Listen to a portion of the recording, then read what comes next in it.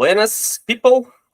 Dando continuidade a esse novo projeto de conversas com grandes nomes da ciência, da neurociência brasileira, especialmente agora no mês do psicólogo, levando informação de qualidade a estudantes e colegas da área de saúde mental com esse objetivo de falar sobre neurociências. A gente começou com o professor Rafael Resler, do Hospital de Clínicas de Porto Alegre, da Universidade Federal do Rio Grande do Sul, e agora a gente só atravessa a rua um pouquinho e vai para a Universidade da UFSPA.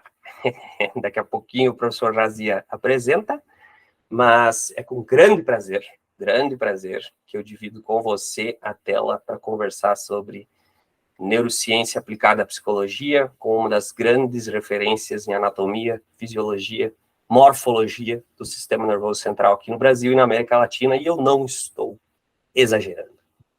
Meu caro Razia, te agradeço pela participação e, por gentileza, aquele quem sou eu, para que o nosso querido psicólogo, estudante de psicologia, possa se inspirar. E eu já garanto que é uma fala poética e inspiradora, caso isso você esteja procurando. Então, obrigado, Razia.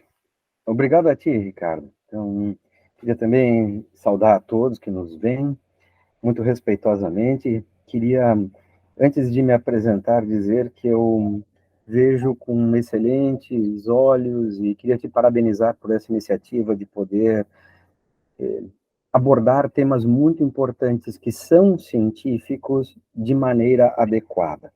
Ou seja, evitando a desinformação tão maléfica e, ao contrário, servindo para apresentar informações que tenham sido fruto de muito trabalho, de muita elaboração, discussão, rigor científico, e que isso seja tomado sempre como referência, incluindo todos os princípios éticos, que são necessários sempre, em todos os sentidos.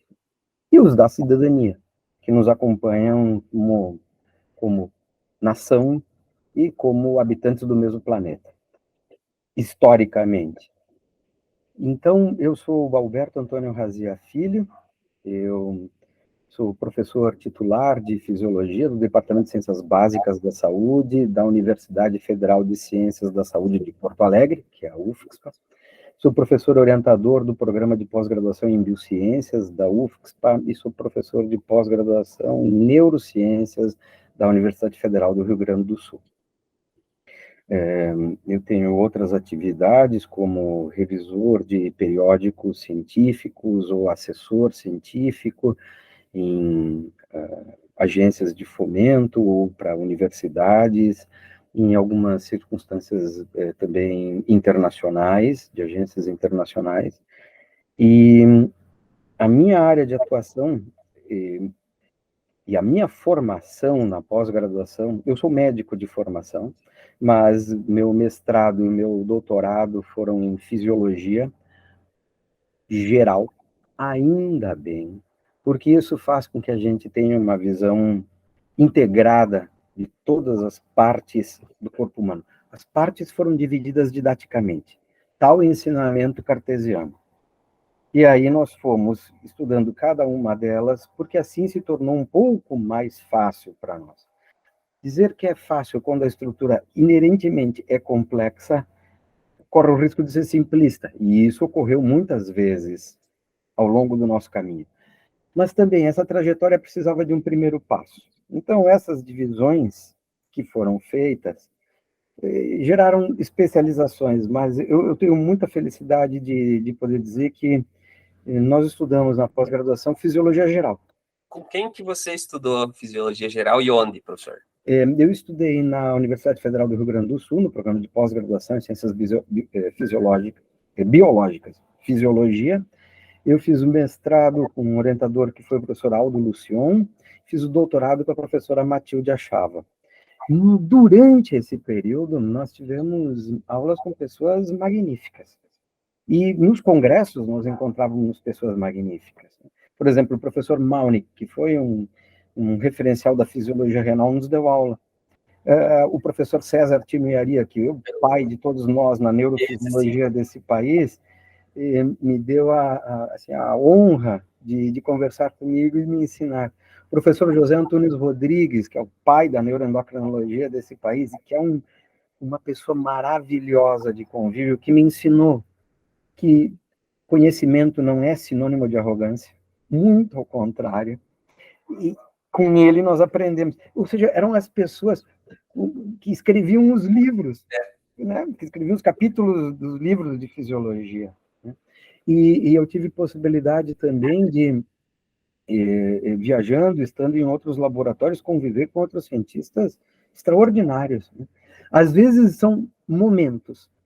Né? Por vezes eu fui em laboratórios, estive lá conversando, como, por exemplo, eu visitei o laboratório durante um dia só. Mas foi muito bom, do professor Bruce McEwen, que foi também o pai dos estudos dos efeitos hormonais nos espinhos dendríticos, na transmissão sináptica e assim por diante. Eu passei um mês em Madrid conversando e trabalhando com o professor Garcia Segura, no Instituto Cajal. E ele descobriu como é que acontece a relação entre glia e neurônios para pico de secreção hormonal relacionada com a ovulação. Não, peraí, então, pera lá. São essas pessoas, né? Então, agora vocês já que estão assistindo aí, já deram, já conseguiram pegar o nível mais ou menos da coisa, né? Mas como isso aqui é algo semi-estruturado, a gente não tem uma pauta específica, e essa é a ideia da conversa, mas, por gentileza, você citou um nome agora que o aluno de psicologia, às vezes, ele nem escutou ou nunca leu, que foi Cajal. Cajal. Quem foi Cajal? Cajal foi... Eu acho que, sinceramente, no Brasil, em termos de morfologia e histologia, eu acho que não há ninguém melhor do que você para falar sobre Ramon e Cajal. Eu me sinto honrado com o teu comentário, mas humildemente, nós temos tantos colegas, mas eu vou dizer assim, eu procuro me esforçar, sabe, Ricardo? Agora, vamos falar quem é Santiago Ramon, quem foi Santiago Ramon Cajal. Foi porque, infelizmente, ele já faleceu, mas foi o Prêmio Nobel de Fisiologia ou Medicina de 1906, junto com Camilo Golgi. Foi o pai da morfologia aplicada à construção dos raciocínios sobre função do sistema nervoso, muitíssimo antes de microscopia eletrônica ou eletrofisiologia para confirmar os seus dados. Aliás, esse é o ponto. Ele via a forma dos neurônios e imaginava a função, e forma e função são dois lados da mesma moeda. Mas é isso. E foi quem namorou a natureza de uma tal maneira a ponto de olhá-la, ouvi-la, senti-la e conseguir interpretá-la.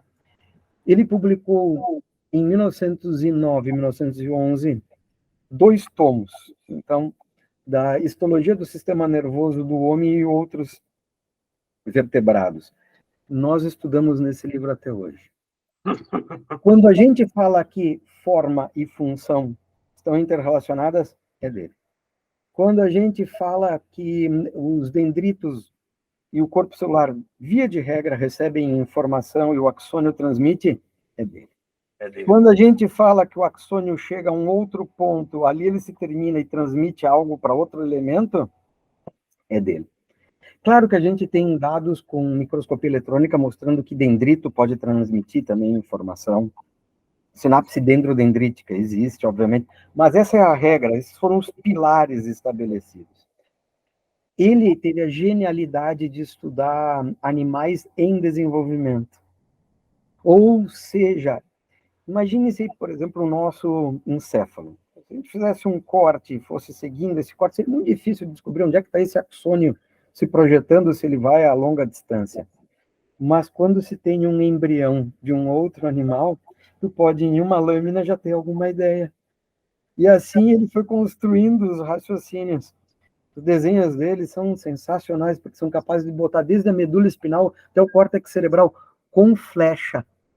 Uma flechinha indicando o sentido da informação. Ele chegou à conclusão também que, em cima das formas que ele estava estudando, ele também podia entender as patologias. Não só a embriologia, quanto a patologia, depois do desenvolvimento, ou ao longo do desenvolvimento. Seria ele o pai da neurociência moderna? Eu acho que sim. A gente sempre pensa assim que nunca há algo isolado. Não é? Quer dizer, a gente pensa assim, só existe um pai. Não, existem, é um contínuo, existe uma sequência. Por exemplo, o Carral teve que se valer da técnica desenvolvida pelo Golgi. Mas Carral e Golgi tinham opiniões completamente diferentes.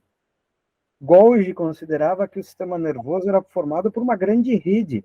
Achava que existia muita anastomose entre os ramos neuronais, entre as projeções neuronais.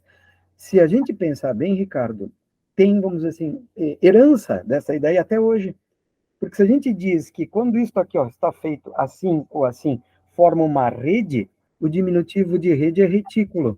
Até hoje a gente fala de formação reticular no tronco encefálico plasmático de Golgi. É, assim. Por outro lado, o Carral considerava não a teoria reticularista, mas a teoria neuronista, ou seja, o neurônio é a unidade. Bom, e ele descreveu as células da glia. E foi Pio del Rio Ortega, que trabalhava com ele, depois se separaram, que descreveu a micróglia. Então, imagina, ele tinha chegado a descrever lá, por exemplo, os astrócitos. Mas a micróglia foi muito mais depois ali, quem veio a seguir, né? Quer dizer, se constituiu todo esse conhecimento da gente no começo, assim, no final, efetivamente, assim, no final do século XIX, no começo do século XX, né? Mas, entenda-se bem, o Carral não era unanimidade. Bom, não era só por causa do Golgi que não era unanimidade, existiam vários outras pessoas que não consideravam que existia esse neurônio como unidade. Depois as transmissões eram feitas por proximidade, não por continuidade, né? Por exemplo, num livro de fisiologia, ainda da década de 30, se dizia que isso aqui ainda era uma discussão, ainda era hipótese, não estava bem consolidado, imagina. Com tudo que tinha de informação já, de desenhos, de observações.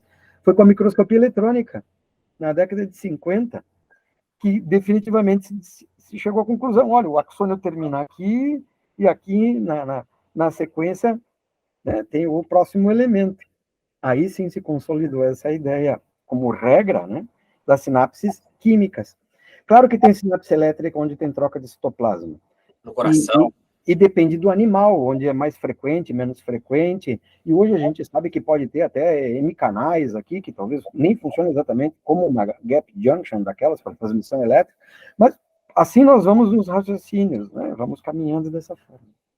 Bom, dentro ainda daquela consideração sobre com quem eu aprendi também com a professora Rochelle Cohen, que foi quem, com a microscopia eletrônica, descreveu tudo o que é a densidade pós-sináptica. E é uma pessoa extraordinária de convívio, né? Ela mora nos Estados Unidos. Então, eu acho que com tanta gente, né? Aliás, num período que eu estive no Uruguai, no Instituto Clemente Stable, o professor Trujillo Senhor, que trabalhava lá na parte da histologia, tinha uma lâmina que era do Golgi, que era do Carral, que era uma lâmina do Carral, ele tinha recebido, né, em doação, tinha ganho aquilo de presente, pô, tinha aquilo como um troféu. E eu tive a possibilidade de ver o neurônio lá, sabe? Quer dizer... Primeira divisão. A gente tem aquela sensação, né, do que a ciência é capaz de fazer como, entre aspas, esse grau de imortalidade, né, de algo benéfico, na tentativa da gente fazer algo para deixar esse mundo melhor do que quando a gente chegou. Né? Então, Ricardo, quando tu me perguntavas assim, né, me pedindo para dizer quem eu era, né, eu sou esse amálgama, né, eu sou esse mosaico, né, essas composições, e mais todas as pessoas, né, em quem eu convivo, que tenho o prazer de compartilhar a emoção profunda, né, meu filho, minha filha, né, minha esposa, né, afinal, minhas irmãs, minhas sobrinhas, todo esse conjunto, né, profissionalmente falando, então... Não, peraí, calma lá. Antes também, vamos te chamar aqui de amor de pessoa, né? Porque, poxa vida, não tem como não dizer.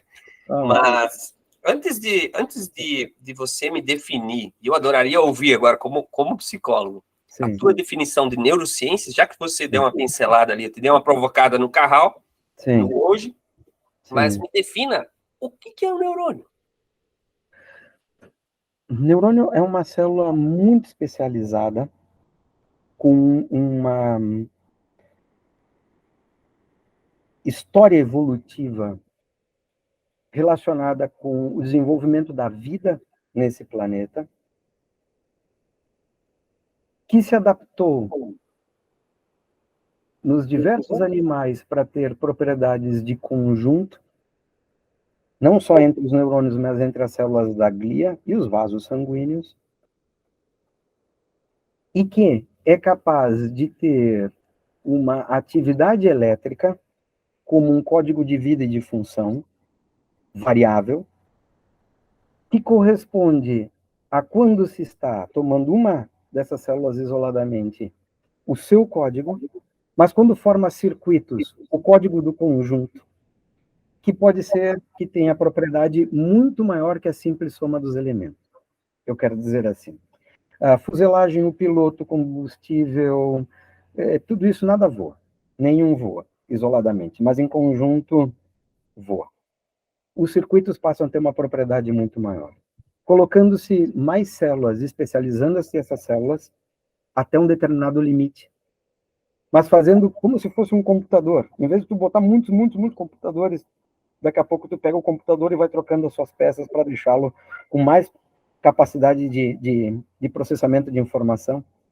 Organizando isso, fazendo com que perceba as informações provenientes do próprio corpo, fazendo com que perceba as informações do exterior, fazendo com que se elabore a interpretação disso, fazendo com que haja plasticidade a ponto de ter memória e aprendizado, fazendo com que se possa acrescentar abstrações, a gente chega no conjunto de neurônios e células da glia e vasos que compõem o nosso sistema nervoso, como compõe o sistema nervoso de outros animais em proporções ou em graus de diferenciação diferentes, com composições diferentes, e que servem para a gente ter isso que a gente está fazendo agora, essa capacidade de comunicação, de interpretação, de emoção, dentro de simbologias que nós criamos. Por exemplo, esta língua aqui é uma simbologia. Claro. Esses sons aqui só têm sentido porque eu emito e alguém compreende. E eu fui ensinado a emiti-los dentro de um contexto social. Se eu falasse outras palavras, por exemplo, mycket bra, é tudo bem em sueco, se é que está bem pronunciado. A partir de agora pode ser que a gente saiba isso. Para um sueco pode dizer, olha, é uma pronúncia muito estranha, mas ali tem alguns sons que parecem sueco. É um outro código. É a mesma coisa que how are you? Thank you. Muchas gracias. Merci beaucoup. Tante grazie. Dankeschön. Todos esses sons. Dankeschön. Dankeschön. Muito obrigado, Ricardo. Todos esses sons passam a ter um significado porque a gente os conhece. Ora, quem atribui isso? A nossa capacidade, nossa plasticidade. E se eu disse essa palavra obrigado em várias línguas, ou tentei, isso aqui foi interpretado como algo não agressivo, exatamente o oposto, como algo gracioso, né, como algo agradável de se ouvir, um obrigado. Olha, isso aqui já tem uma emoção embutida aqui. Então, vejamos assim, toda essa complexidade que é processada em paralelo, isso que eu estou cuidando, a velocidade da fala, a entonação, eu estou cuidando da expressão facial. A expressão facial é tão importante que, aliás, nós estamos nos vendo, né? Ou seja, não é a minha mão aqui, ó, que está falando e está sendo compreensível. Seria muito estranho, não é meu pé, é minha face. Isso tem um componente evolutivo impressionante. Né? Nós temos a inervação para essa musculatura da face nos diferencia de outros animais. Ou seja, isso aqui, ó,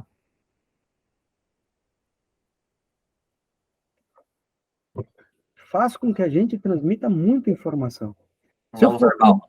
Se eu fosse um bom ator e tivesse feito uma expressão de medo, mesmo que tu não quisesse, tu já teria estimulado algumas estruturas subcorticais para gerar uma resposta de defesa. Se um animal da mesma espécie está com medo de alguma coisa, tu abre o olho porque tu corre o mesmo risco. É uma questão evolutiva extremamente importante. E daqui para tudo, né? Da gente imaginar qual é a nossa relação com os filhos, filha, né? O sorriso, o incentivo, o carinho, a proteção, tão importantes, né? Tão, vamos dizer, modulatórias. Né? Então, o que é um neurônio, né? O neurônio é esse elemento que, junto com a célula da glia, e nós temos aproximadamente uns 86 bilhões de um e de outro, compõe o nosso sistema nervoso, né, como o nosso encéfalo. E isso que eu não estou botando aqui medula espinal, parte periférica, né, que obviamente também está aí, mas estou botando onde a gente tem a maior quantidade desses elementos. Não estou botando o trato gastrointestinal, que tinha que colocar aqui também, igualmente, em quantidade de neurônios, células da glia impressionantes, né, mas que compõem, né, essa estrutura que permite que a gente esteja fazendo o que está fazendo de maneira que a gente considera coerente, né? Aliás, que estamos utilizando um equipamento construído com base nisso, né? Com ciência e tecnologia, e que temos capacidade de transmitir informação entre gerações, julgando-as, né? Que somos capazes de ter as abstrações as mais diversas. Esses que estão aí a atravancar o meu caminho, eles passarão. Eu passaria. Mário Quintana. É uma abstração maravilhosa, né? Uma abstração maravilhosa, né? Foram me chamar, eu estou aqui, o que há? Dona Ivone Lara e Santo, né? E a gente teria tanto exemplo para a gente ver que a linguagem vai até além do seu significado, né? Do som. Ela é uma abstração ampla. Ou seja, o que são esses neurônios e o que é a neurociência? Então, o que são as neurociências a partir Então, essa é a pergunta a seguir, antes de você falar do prêmio aos 30º da Academia Brasileira de Medicina. Muito obrigado. Então, o que são as neurociências? Eu creio que as neurociências são exatamente a tentativa que nós, seres humanos, criamos de procurar integrar todas as áreas científicas que buscam estudar esse elemento tão complexo que é o sistema nervoso. Aqui eu preciso comentar alguns pontos importantíssimos, Ricardo, que são assim. Por gentileza. Há um livro de um professor muito importante chamado Meyer, que é What is Evolution? Esse senhor foi um biólogo e ele escreveu algo que para mim é sensacional, porque é assim, todos nós somos da mesma espécie. Todos nós, cientificamente, somos da mesma espécie. O que nós temos é grande variabilidade entre nós. Isso é muito importante, porque se todos nós somos da mesma espécie, então a gente deve considerar que todos nós somos irmãos. Todos os grandes crimes contra a humanidade que se fazem causando malefício para nossos irmãos não têm base científica. Eu não posso dizer que o indígena é inferior, o negro é inferior, a mulher é inferior, o judeu... Todas essas aberrações de concepção, elas só nos trouxeram sofrimento e não tem base nenhuma científica. Nós somos todos da mesma espécie. Então, nós deveríamos nos tratar muito melhor. E da maneira de nos tratarmos como irmãos e irmãs. E não falo no sentido religioso, falo no sentido biológico. Sim, sim. E daqui a questão... Porque a religiosidade é um outro ponto para a gente pensar. Mas eu não estou fazendo nenhum discurso aqui para a religião tal. Eu estou considerando aqui a ideia primeira da biologia. Sendo assim, Ricardo, eu acho que é importantíssimo, né, que a gente tome em consideração, todos tomemos em consideração, o seguinte: nós conhecemos efetivamente 2 a 3 pessoas que sejam absolutamente idênticas em tudo. Pode incluir, inclusive, os gêmeos, mas tem que ser absolutamente idênticos em tudo. inclusive deveriam ter o mesmo nome, deveriam ter as mesmíssimas experiências ao longo de toda a vida. Tem? Não tem. Impossível. E isso significa dizer o quê? Que nós temos, basicamente, um encéfalo diferente do outro em algum detalhe ou em vários dessas questões de funcionamento. Tomando isso, a nossa variabilidade intrínseca, e tomando a dificuldade que é estudar uma estrutura tão complexa quanto esse sistema nervoso, eu creio que isso, historicamente, fez com que a gente tivesse dividido áreas do conhecimento. Então, por exemplo, sempre foi, assim, nunca foi tão fácil de entender por que a neurofisiologia estava separada da neurologia, que estava separada da psicologia, que estava separada da psiquiatria, que estava separada da neurocirurgia, que estava separada da pedagogia, que está separada da filosofia. Se todas elas, em algum grau, vão falar sobre o sistema nervoso, quer dizer, o elemento é o mesmo. E a abordagem deveria ser a mesma, científica. Eu vou pegar uma das ideias, não a única, mas a do Nietzsche sobre ciência. Ciência é a noção sã de causa e efeito. Nós vimos na Covid, na pandemia, o que foi a destruição propositada, causada na saúde, na cultura, na educação, por desinformação maléfica, por questionar o uso de máscaras, por propor o uso de substâncias absurdas, por quem nunca abriu um livro, e cegamente, por fanatismo partidário, as pessoas foram atrás e deu no que deu. Isso não é ciência. Posso fazer um comentário? Não é ciência. Quem eu devo aqui recrutar a imagem para essa prosa e dar os meus mais sinceros parabéns é para alguém que você conhece muito bem, a Melanie Dutra. Ah, é? A Melanie é uma colega minha de pós-graduação. Isso mesmo. A gente entrou no mestrado, no doutorado juntos. Ela é da professora Carmen ali, né? É um crânio, um gênio. E durante a pandemia, ela realmente fez um trabalho fantástico, lindo, de combate às fake news. Isso. Recentemente recebeu prêmios do Conselho Federal de Biomedicina, foi eleita cidadã de Porto Alegre pela Câmara de Vereadores. Então, é preciso, no momento que você falou ali, aqui a gente não tem essa pauta, né, mas no momento que você traz isso, Melanie, fica aqui registrado, um grande abraço para você, creio que o Jazia pense o mesmo. Exatamente. Pessoas como você fizeram a diferença e salvaram vidas, com certeza. Então, muito obrigado. Exatamente isso, exatamente. Isso é muito sério e muito obrigado.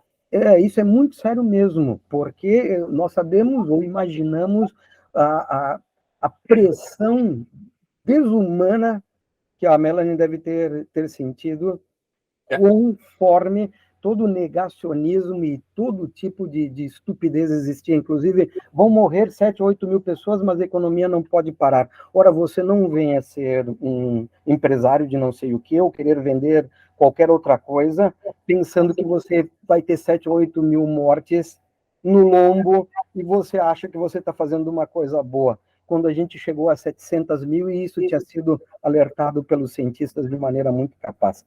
É exatamente essa proporção. Isso se 700 mil pessoas forem o valor exato. Depois, no censo, se descobre que tem muito menos pessoas do que se imaginava, e as pessoas estão achando que foi um problema de coleta de dados. Eu não acho. Foi desinformação. Agora, né? É isso que a gente está tentando fazer com a neurociência, né? Essa espetacularização do conteúdo que eu vejo em YouTube, em Instagram, de utilizar a neurociência de um fim de semana e transformar aquilo numa tese, eu acho um pouco complicado, e isso atrapalha quem quer estudar. Exatamente, não, e atrapalha também quem vai ouvir, né? Porque a pessoa pode ser levada por um mau caminho, e isso tem que ficar muito claro. Neurociências não é um marketing, não é uma forma de tu ganhar dinheiro, não é tu fazer um programa ali que tu tenha que mandar informações bombásticas que causam impacto, que vão correr por mídia social, por rede social, porque isso vai lhe dar dinheiro. E não é isso, não é para isso que serve a ciência. E mesmo porque, vamos de novo, Nós temos essa variabilidade, o que pode acontecer para uma pessoa pode não acontecer para outra, cada caso é um caso. E a gente tem que tomar muito cuidado com as informações que são distribuídas e que intenções são essas, porque chega nas raias, não só da ciência, mas chega na raia da ética. Sim. E isso é muito importante tomar em consideração. E eu acho que é essa a intenção das neurociências, que foi, olha, nós fomos por caminhos e tivemos teorias e fomos obtendo dados, agora estava na hora da gente reunir isso e Você tentar... se recorda? Essa é uma dúvida minha. Você se recorda em que momento o termo neurociências é cunhado no Brasil? Eu acho que ele veio acompanhando o que já vinha acontecendo fora do país, e eu me lembro, por exemplo, que nós tínhamos o livro do Kandel, Princípios neurociências, né, que se chamava exatamente assim, né, Neurosciences, né, e Principles of Neurosciences. E eram duas palavras separadas, eu acho que depois veio o Neuroscience, né, e depois nós começamos a ter também Journal of Neuroscience, que já estava aí há muito tempo, né. Claro, antigamente nós tínhamos vou tomar um exemplo, né, Journal of Comparative Neurology. Mas, bom, a gente tinha Science, Nature, outra coisa. Mas aí, o que a gente começou a ver? Journal of Neuroscience Methods. Uhum. Né? Quer dizer, eu acho que esses termos foram chegando, né, aqui para virem compondo, né, a ideia de que nós não devíamos nos permanecer assim segregados, e muito menos achando que nós estávamos em feudos que deviam batalhar entre si. Nós devíamos era integrar a informação. Mesmo porque, de novo, nosso objetivo é comum, e o método também. É entender o sistema nervoso e as suas manifestações, e o método é o método científico. Então, a gente tem que buscar, né, agrupar isso, porque isso enriquece muito, engrandece muito. Né? Vou pegar aqui, Ricardo, e todos que estão nos ouvindo. Suponho que a gente tenha pacientes que estejam com uma determinada condição, bem determinada, mas a gente quer fazer o melhor para essa pessoa. Não seria bom a gente ter vários colegas com vários olhares muito qualificados para poder dizer, vamos ver se podemos ajudar essa pessoa dessa forma, né?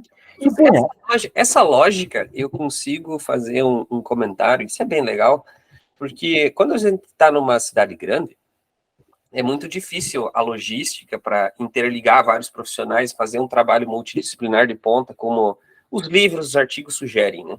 Mas na minha região, por exemplo, a minha cidade tem quase 11 mil habitantes, e eu moro ainda no interior.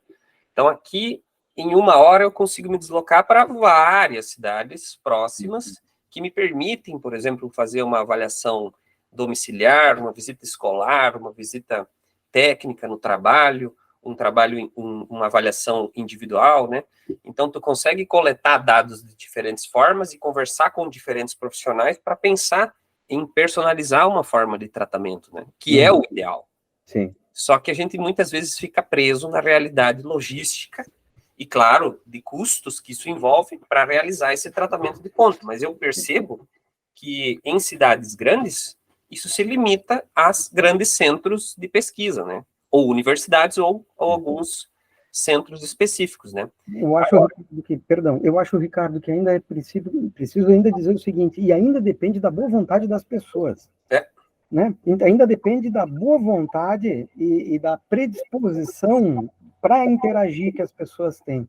Eu acho que isso é um processo onde vocês da psicologia podem auxiliar muito, porque talvez aqui tenham implícitos alguns receios. Eu vou me expor mostrando que eu não sei essa coisa, vou mostrar fragilidade, essa coisa.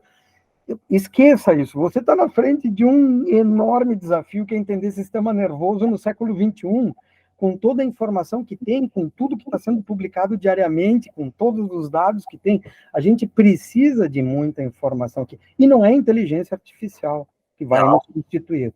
Não é. É a nossa sensibilidade que é imprescindível e que inteligência artificial, chat, GPT, qualquer coisa, não tem nenhuma, a ponto de que tu possa perceber quando o olhar te fala mais do que as palavras. E que isso tu só consegue tendo tempo e tendo afeto e tendo respeito por quem tu conversa. E para isso tu precisa que as pessoas estejam, né, com um objetivo comum, predispostas a tanto, né? Então, para complementar, né, a ideia que a gente pensa da mesma forma, né? Muito bem, muito bem. para você que está aí acompanhando, já deve ter notado que a fala, ela é maravilhosa, ela é hipnótica, né? Isso que é maravilhoso. É aquela fala que você, em 2007, que era acadêmico como eu, tinha que andar 17 horas de ônibus para ir para São Paulo para escutar uma palestra que muda a vida, né? Eu queria ter esse encontro de hoje em 2007, quando eu entrei na faculdade. Com certeza, a minha graduação teria um rumo diferente, com certeza. Mas bom ter amigos como Jazia para inspirar outros a conseguir entrar na área. Jazia, uma das coisas que mais te destacaram aqui no Brasil, pelos seus trabalhos no sistema nervoso, trabalhando especialmente a amígdala, foi com relação a esse prêmio Austrégésimo da Academia Nacional de Medicina. Que história é essa? Como é que esse projeto começou e até chegar nessa premiação? O que vocês fizeram e o que vocês podem passar de informação assim para que o pessoal possa se orientar da grandeza do que esse projeto representa, por favor. Muito obrigado, Ricardo. E eu conto assim, na minha iniciação científica, e aí vem a importância sempre disso, né? E, de novo, é um contínuo. Na minha iniciação científica, eu queria estudar uma área do sistema nervoso, foi proposto, e eu gostava dessa ideia, né? Queria estudar uma área do sistema nervoso que modulava comportamento reprodutivo num modelo animal, ratos, em condição ética. Mas a gente queria saber o que, por exemplo, os hormônios gonadais faziam nessa área. Então, nós tínhamos todo um experimento para chegar a estudar esses animais. Avançou isso que eu comecei a pensar, bom, se a gente manipula os hormônios gonadais e afeta uma área da amígdala, do complexo amidaloide, foi a amígdala medial, e isso modifica o comportamento sexual desses ratos, tem que ter neurônio, tem que ter célula da glia aí que esteja fazendo isso, e tem que ter circuitaria.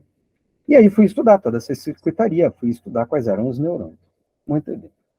Nós tivemos aí um tempo para adaptar a técnica de Golgi, que permite que a gente impregne os neurônios pela prata, em secções histológicas, e consiga, quando dá certo, porque a técnica é muito caprichosa, e até hoje a gente não sabe exatamente os fundamentos dela, mas sabe que os resultados estão ali.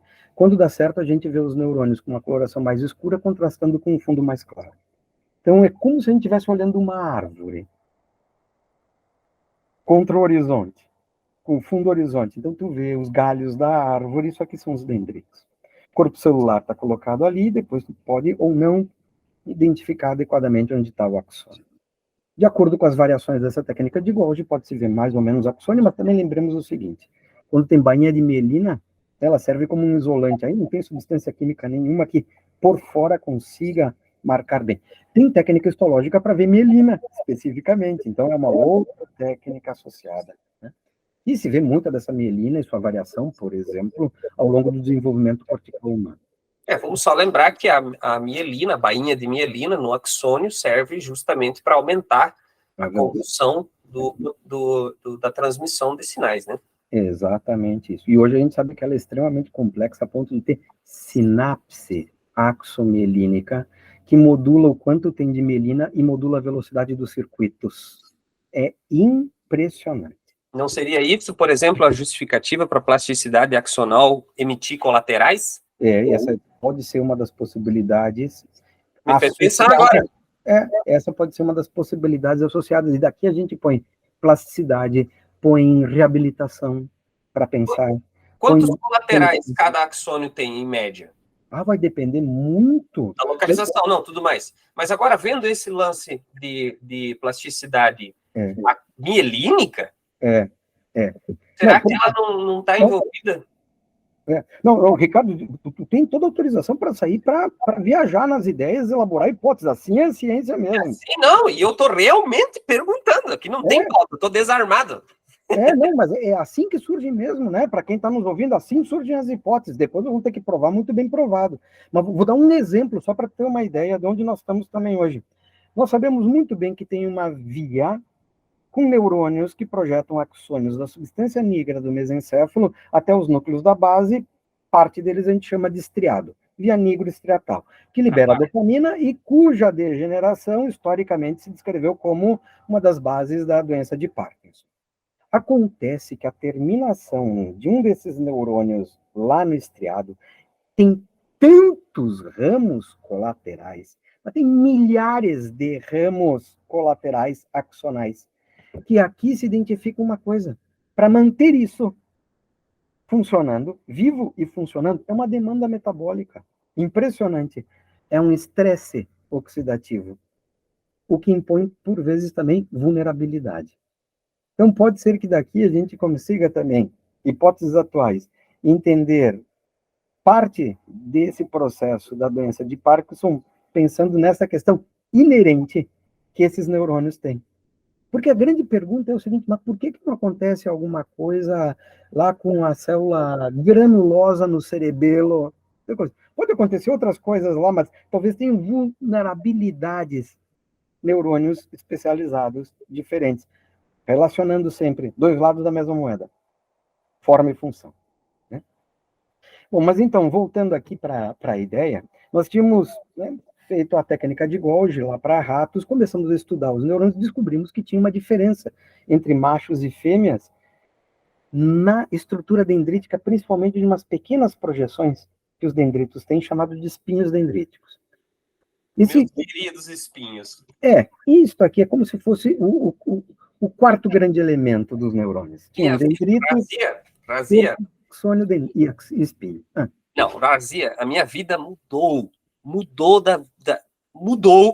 no momento que eu comecei a estudar densidade pós-sináptica em espinhos dendríticos, o campo e da amígdala. Minha vida... Não, é bem isso.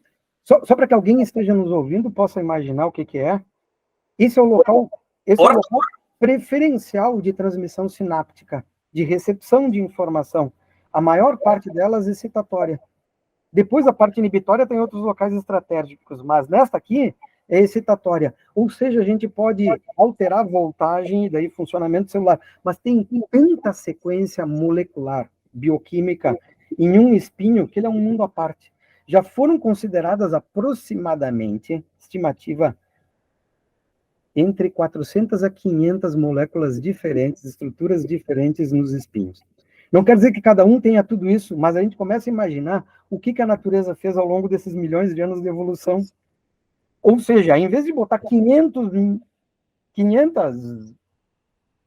espinhos diferentes, não, ela disse, eu tenho um espinho, mas eu vou botar vou fazer subcompartimentos, subdomínios, nanodomínios, com composições, com tempos de função, com integrações, com funções e coisas. E agora imagine isso ao longo de um dendrito, o que a gente tem de processamento de informação.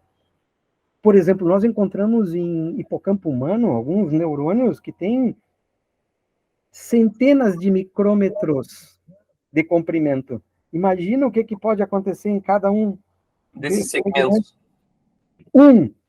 Quando a gente tem milhões. Imagina, é assim, ó, impressionante. E, na verdade, nós estamos vendo o pico do iceberg. Nós estamos fazendo isso aqui, ó. Agora com todos eles. E essa região que a gente falou é de memória, de cognição, né, de processamentos variados. Sem esquecer que o hipocampo também participa até da regulação de secreção hormonal, para ter uma ideia. Então, agora, voltando no raciocínio que eu sigo, nós fizemos a técnica de Golgi lá para ratos, e depois, agora eu vou chegar no prêmio. Nós queríamos, ao longo do tempo, depois de ter feito todas as descobertas, inclusive nas fêmeas, que as fêmeas, para ovular, mudam cerca de 30% a densidade de espinhos dendríticos. Quer dizer, mudar 1/3 das conexões sinápticas ao longo de 4 a 5 dias para poder ovular é impressionante de circuitaria. Ou seja, existe uma plasticidade mediada pelo estado estral. Isso, pelo estado hormonal. Exatamente isso. E tem uma diferença para machos, que machos não fazem isso. Claro, não ovulam, né? Tem outro padrão de secreção. Conta aí. E aqui não é mais essa questão cíclica, aqui é todo o circuito. Né? É uma associação aqui de raciocínio. Juntando essas ideias todas, a gente queria, agora com essa técnica de Golgi, que nos permitiu tudo isso, aplicar para ser humano. E foi um trabalho de muito tempo. E aqui contou, por exemplo, com a Aline Dalolio, que foi minha aluna, e no doutorado, trabalhou durante anos para que a gente conseguisse adaptar a técnica que nós tínhamos para rato e para tecido humano, recebido em doação, mantido informal a 10% por longa data. Quanto tempo? Informal? Entre 1 mês a 2 anos, 3 anos. Quantos encéfalos vocês receberam? Poucos, porque nós dependíamos do serviço de verificação de óbito e que nos chamassem, e também nós sempre chegávamos em circunstâncias onde as pessoas estavam, obviamente, muito tristes, porque tinham perdido uma pessoa muito próxima, mas nós sempre recebemos esse tecido em doação, e eu quero agradecer aqui todos esses familiares que nunca nos viram e acreditaram na ciência. Acreditaram de uma maneira assim, ó, sem prazo na ciência, que ela poderia dar algum resultado, né? E deu. Nós conseguimos botar essa técnica a ponto. Eu tinha ido para fazer o pós-doutorado na Faculdade de Medicina de Ribeirão Preto, da USP, na Universidade de São Paulo, com o professor Jorge Moreira. Lá nós também conseguimos fazer parte de microscopia eletrônica, e juntamos as informações e descrevemos a mesma estrutura que a gente estudava em ratos em seres humanos. Que ano?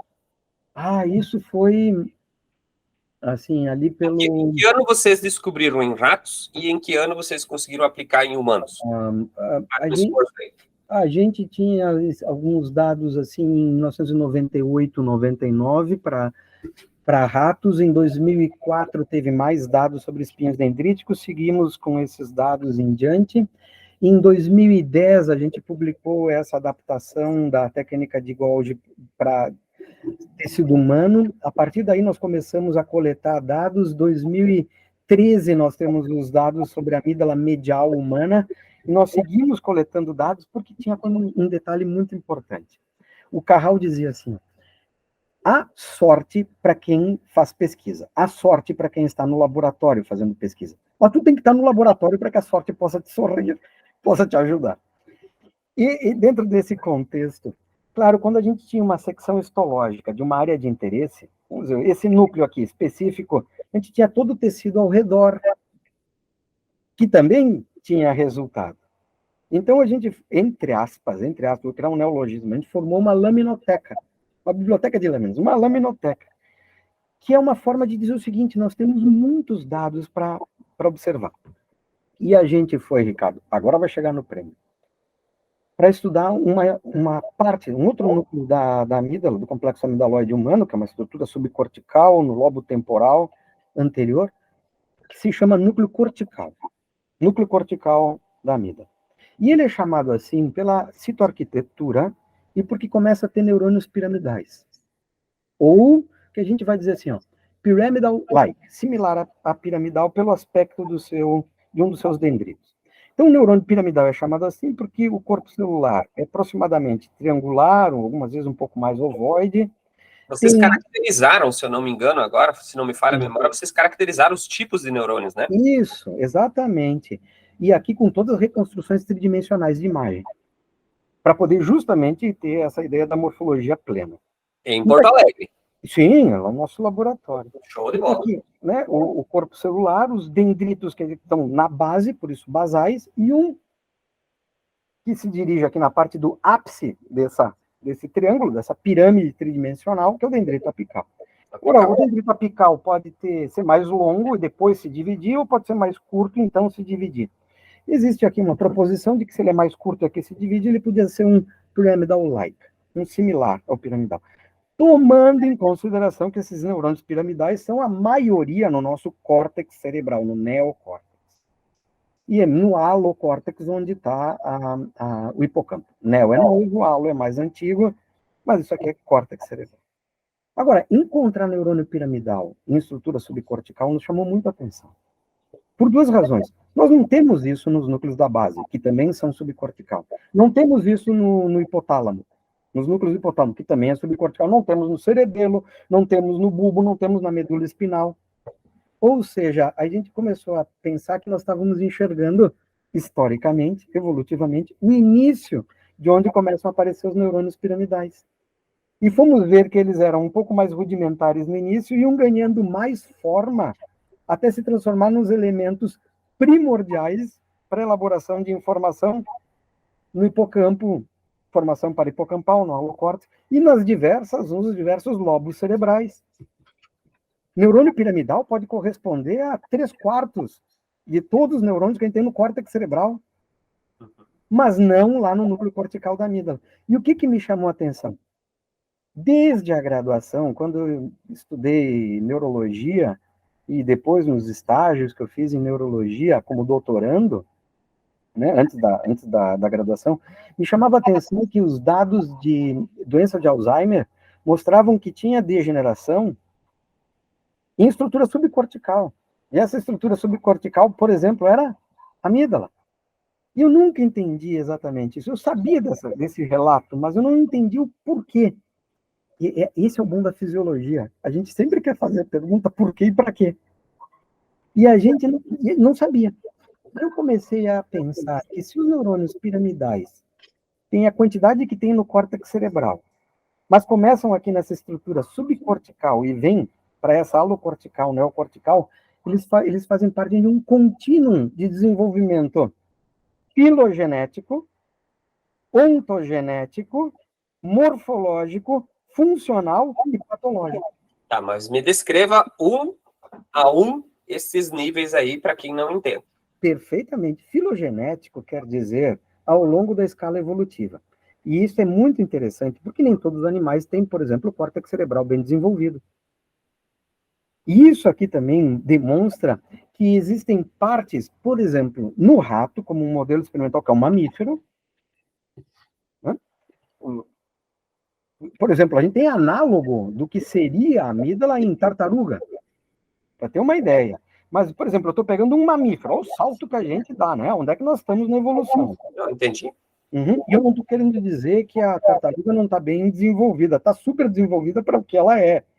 E nós, seres humanos, estamos devendo milhões de anos de evolução ainda para dizer que a gente consegue viver nesse planeta. Então, nós não estamos em ápice de desenvolvimento nenhum, nós somos terríveis para o nosso hospedeiro aqui, tá? Mas eu só volto aqui para a ideia aqui, de novo. Acontece que quando tem esse desenvolvimento das partes que vão compondo o encéfalo, no rato, por exemplo, o núcleo medial da amígdala é maior em termos proporcionais do que em nós, seres humanos. E não é porque em nós, seres humanos, esse núcleo resolveu diminuir, atrofiar. Não. É porque os outros adjacentes aumentaram muito mais de volume proporcionalmente. E esses que aumentaram mais de volume proporcionalmente têm um padrão de desenvolvimento que se associa com o do hipocampo e com os lobos cerebrais. Ou seja, tem um padrão de diferenciação, de maturação, de desenvolvimento de circuitaria diferente entre os animais. Por isso que é um padrão filogenético diferente. Segundo ponto é que a gente não nasce com o nosso sistema nervoso já elaborado. Pronto. Outros animais, ao nascer, já estão, daqui a pouquinho, estão caminhando. Nós, não. Nós é ontogenético agora, que esse desenvolvimento dentro, né, da nossa, né, etapa de vida, nosso tempo de vida, nós precisamos maturar muitos desses circuitos, refiná-los muito, perder alguns, ganhar outros e assim por diante. O que faz com que, por exemplo, nossos neurônios piramidais, corticais, tenham poucos espinhos ao nascer, mas vão ter muito mais conforme vai se desenvolvendo.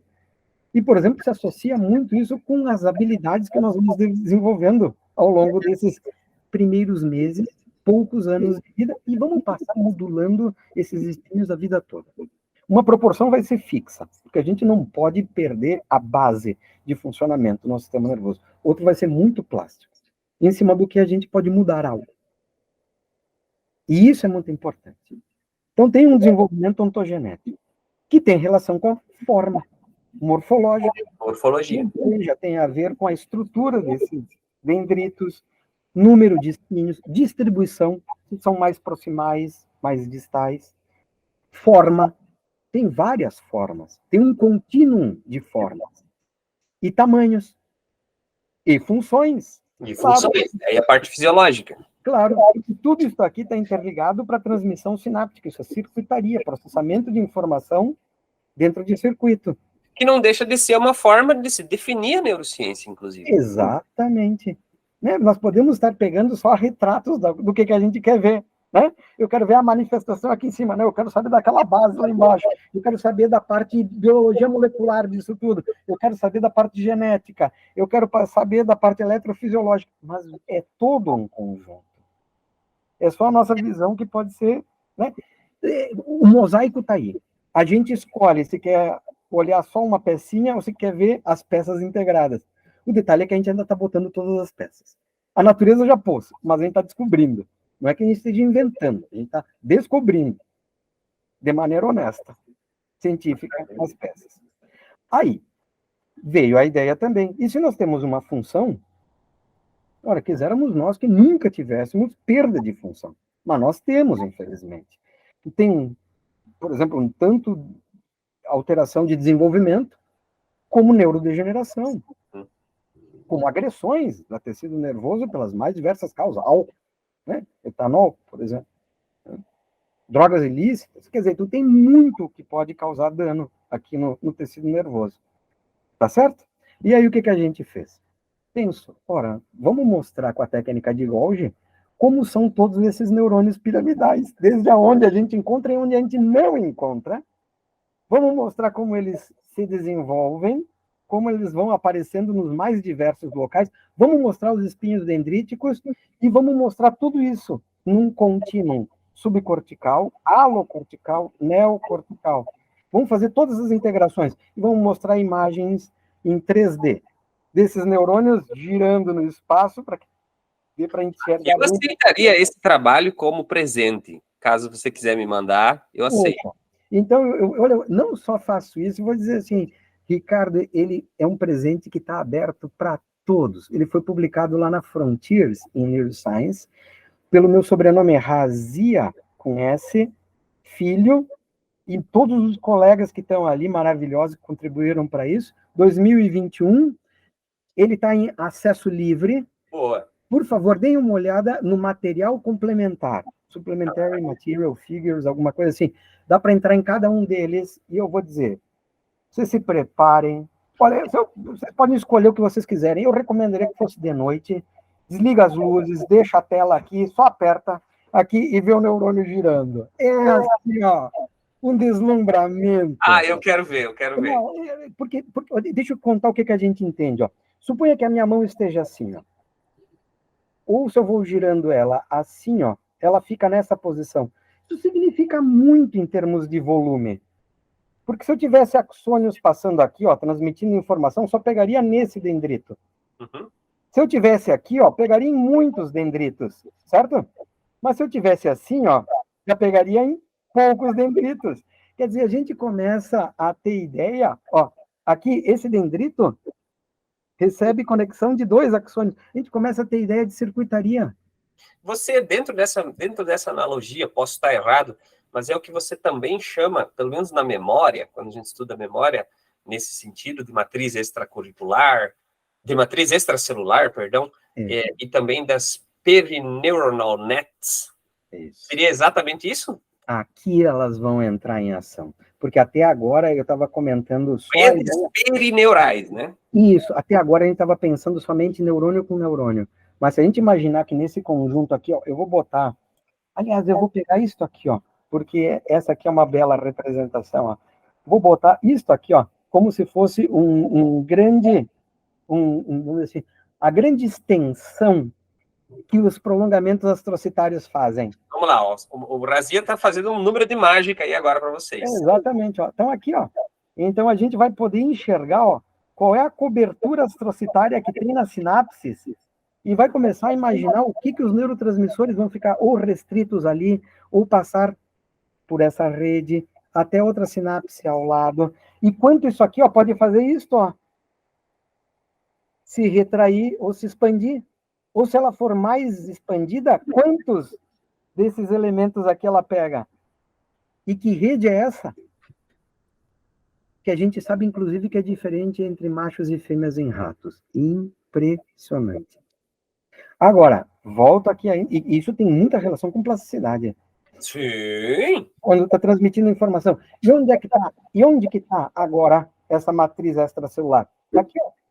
Esse aqui é o espinho, que é o elemento pós-sináptico. Aqui é o axônio que está transmitindo a informação.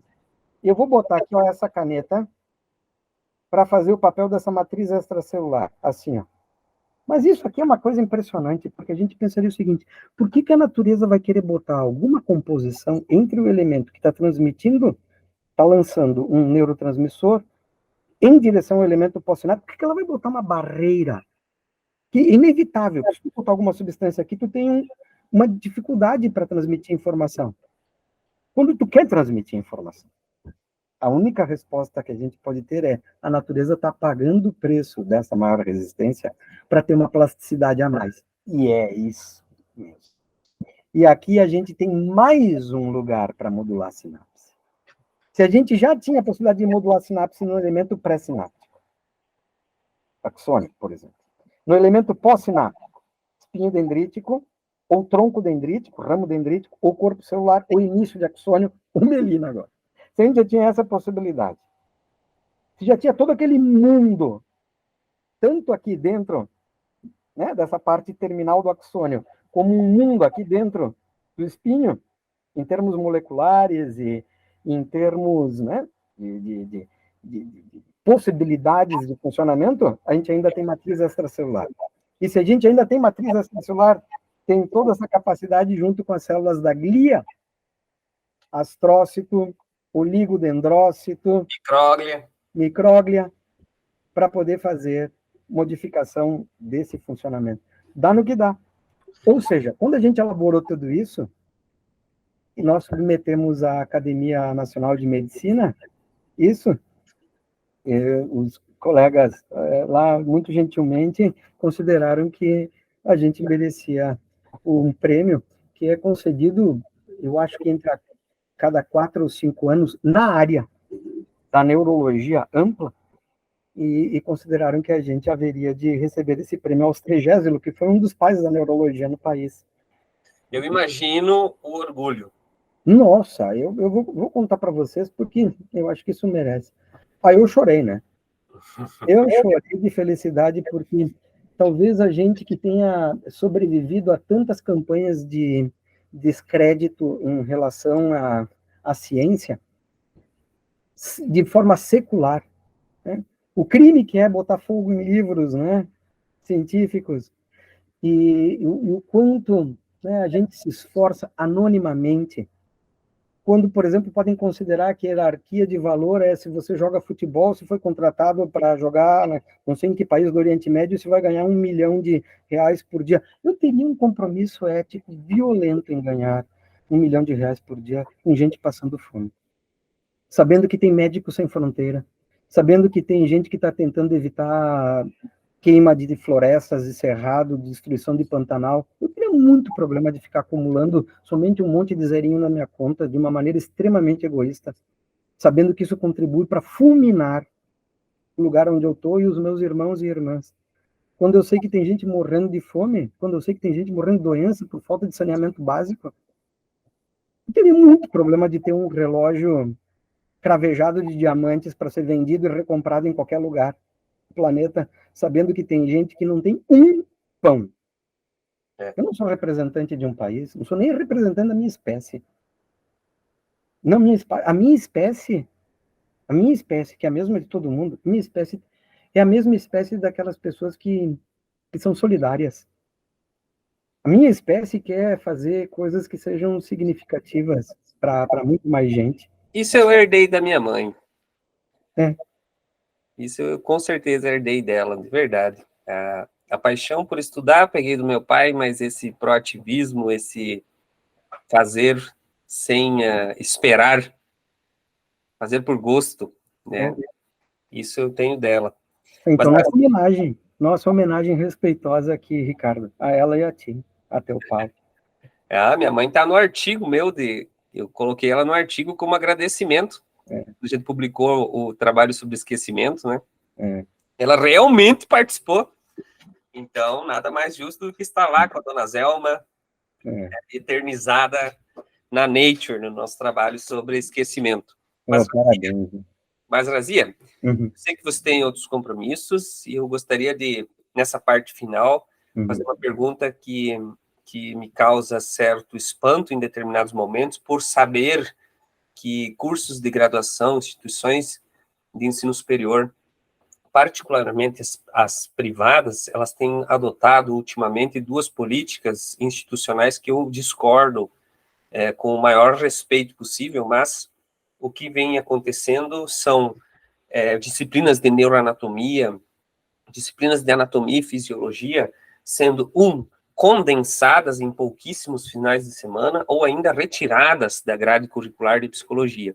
E isso, honestamente, em tua frente, em frente de outros colegas, eu acho algo extremamente grave para a formação profissional contínua do psicólogo. Então, minha pergunta para você, para a gente encerrar, é: por que, Razia, estudar neurociências com ênfase na prática clínica, em saúde mental, em psicologia? Por que psicólogos precisam estudar neurociências? Meu querido Razia, inspire essa galera e, por favor, me ajude a fazer com que mais pessoas abram os livros e leiam, de fato, algo puro, pleno, que possa, de fato, mudar a vida dessas pessoas. Por gentileza, por que estudar neurociências para psicólogos com Razia Filho? Porque a gente quer fazer o melhor pelo paciente, com base nos conhecimentos que a gente já gerou até agora no século XXI. Porque a gente quer diminuir sofrimento, porque a gente quer prevenir, porque a gente quer manter as pessoas na melhor condição possível, e a gente tem condições de propor algo à luz do que a gente sabe hoje em dia.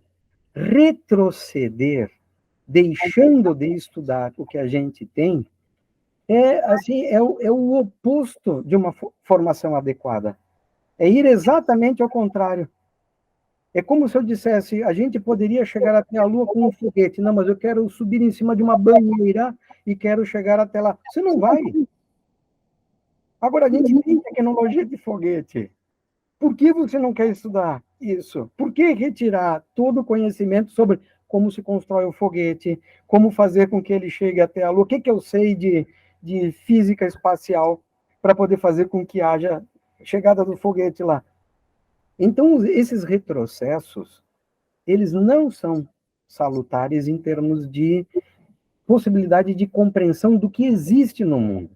É muito importante entender, se você está dentro assim, de uma redoma e acha, eu vou estar aqui, eu tenho poucos critérios para ir adiante, eu estou dando marcha ré nos conhecimentos, mas eu vou ser questionado sobre essas coisas poucas, menores, menos complexas, essa formação pode servir só para essa redoma. E é quase que uma endogenia, em si, gênese dentro de si. Mas não vai te servir a lugar nenhum mais. Na frente de um paciente que não é assim, na frente de um mundo que já está avançando de outra forma, a pessoa está em franca desvantagem em termos de poder fazer alguma coisa adequada. Por exemplo, paciente nenhum chegava para mim dizendo, olha, eu sou a questão número 2 da prova antiga, eu só vim aqui confirmar se a resposta é C mesmo. Não é nada disso. É muito complexo e dinâmico. Que impactos a Covid causou em todos nós? Em alguns mais, outros menos, mas em todos nós. Que impacto as mídias sociais causam? Que impacto esses discursos de ódio bizarros contra a vida causam em nós diariamente uma distopia. Eu só imaginava que existisse na literatura como gênero de literatura, os filmes, não. Foi aplicadas aqui. Eu não estou fazendo discurso partidário, deveria até fazer discurso partidário, mas eu estou fazendo discurso exatamente de humanidade, estou falando de humanidade. Humanidade, crime contra a humanidade, crime contra a saúde, crime contra a educação, crime contra a ciência. Então, quando a gente pensa sobre o que a gente tem para fazer quando a gente estuda neurociências e todos os demais conhecimentos da psicologia, é entender que a psicologia também nos dá informação.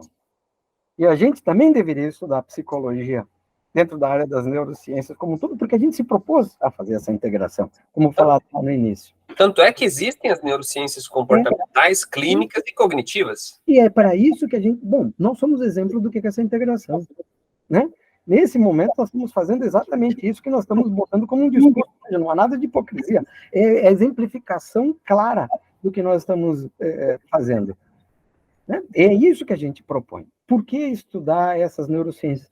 Porque você vai ter uma visão maior. Lembra bem, ó, se você tiver uma viseira intelectual, é difícil de enxergar o que tem mais amplo. Dê-se a possibilidade de enxergar de forma ampla.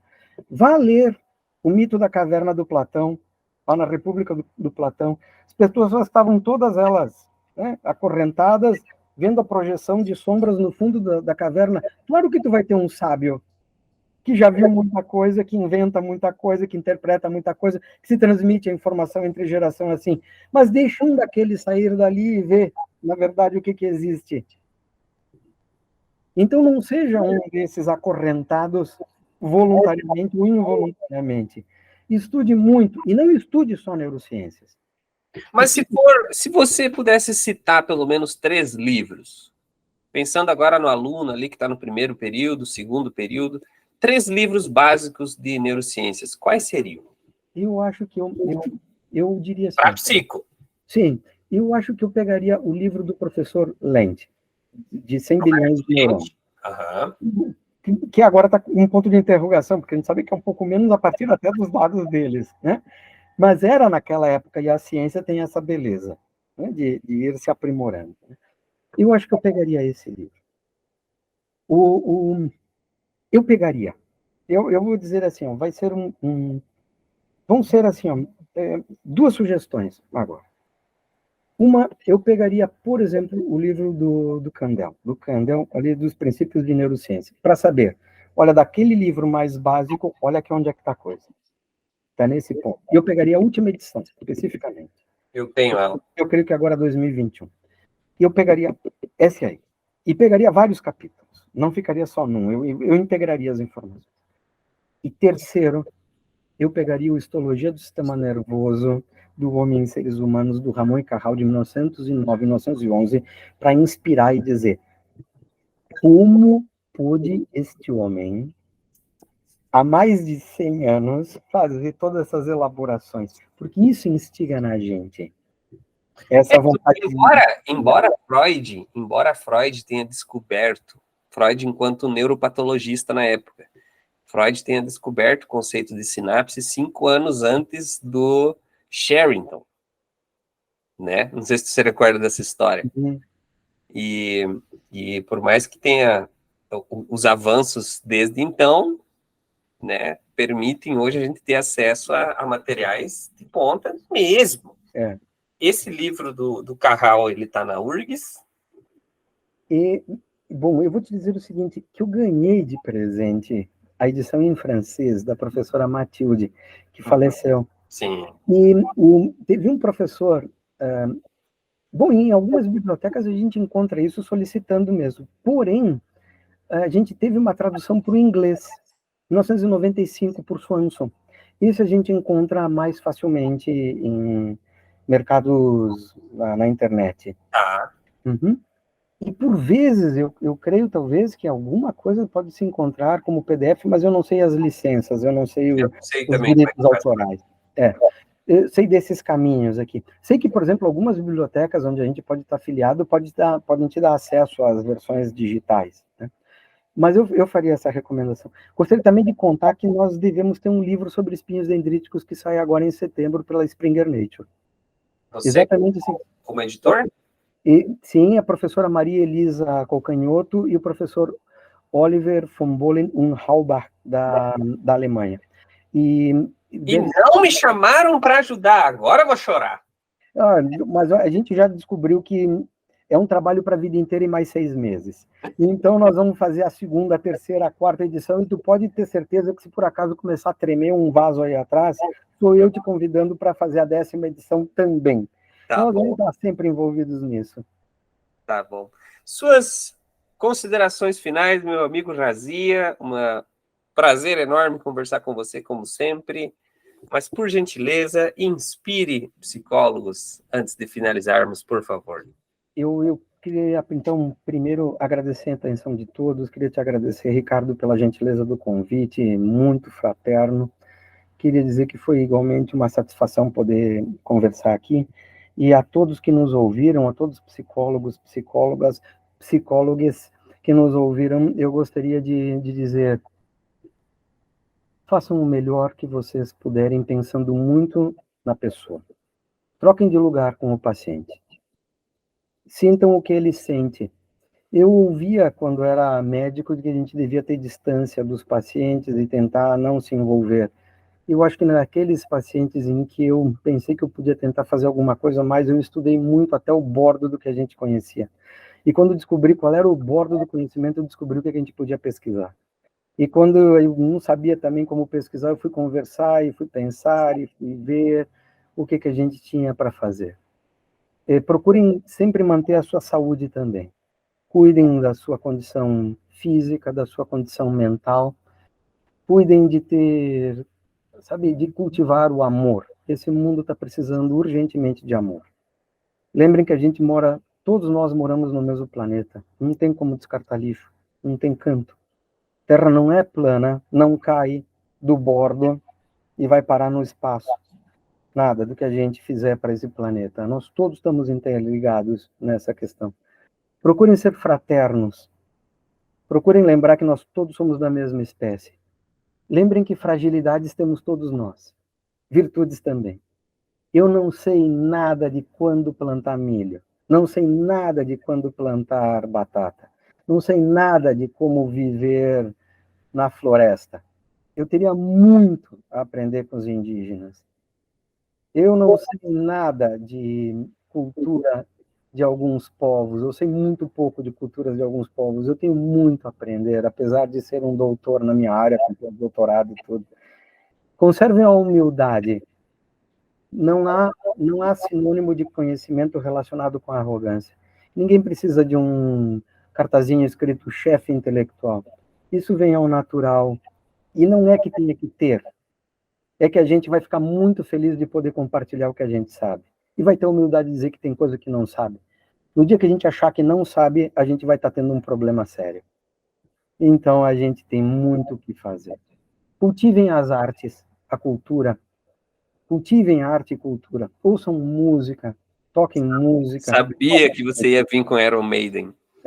Façam o que vocês quiserem. Escutem blues, samba, escutem cúmbia colombiana, escutem música mexicana, escutem as músicas tribais, do que vocês quiserem. Lembrem que isso faz parte do nosso desenvolvimento até como espécie. Cultivem o que vocês considerem que faça bem e que faça bem para as outras pessoas também. Sorriam.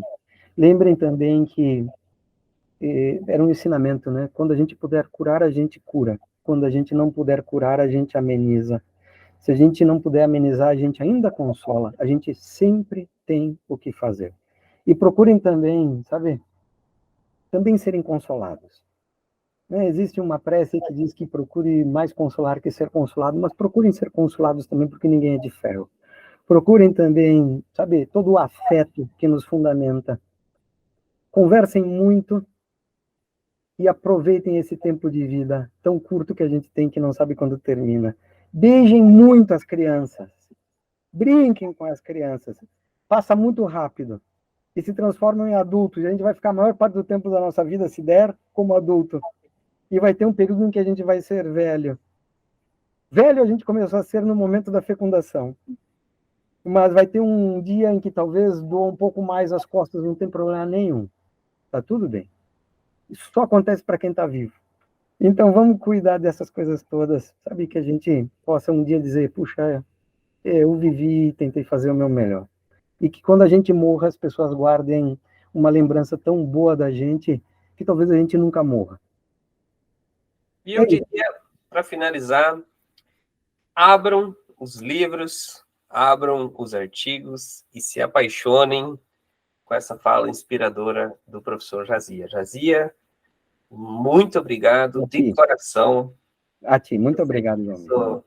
É uma fala aqui espontânea, mas eu sei que muita gente pode se beneficiar dessas prosas, desses talks, e espero que em breve você retorne com outros temas, e eu sei que o impacto, mesmo que a gente atinja 1, 2, 3, que façam a diferença, né, para nós, eu creio que não há prêmio maior, né, enquanto docentes. Então, eu te agradeço do fundo do coração, de verdade. Você é uma pessoa que, infelizmente, eu não tive aula, mas que eu admiro demais. Muito obrigado. A maneira poética, a maneira transparente e com amor que você descreve as suas façanhas, o amor pelo que você descreve pelos teus alunos.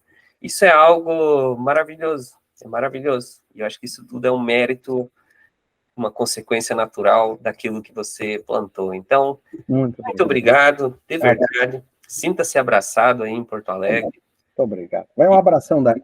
Aê, E, por favor, se organize também para vir passar um fim de semana aqui em Cunhaporã, cara. Ali, Chapecó, e busco. Agradeço muito. Olha, essa é uma excelente ideia. Agora que o livro está terminado e que teve todo o tempo necessário para poder ser terminado, agora sim, a gente volta a poder ter todas essas possibilidades. Muito obrigado. Tá bom? E vamos falar desse livro aí na próxima também. Tá combinadaço. Muito obrigado. Um abraço, meu querido. Espero vê-lo em breve. Desejo tudo de bom. Mande um abraço à família. Obrigado. Uma ótima semana para você.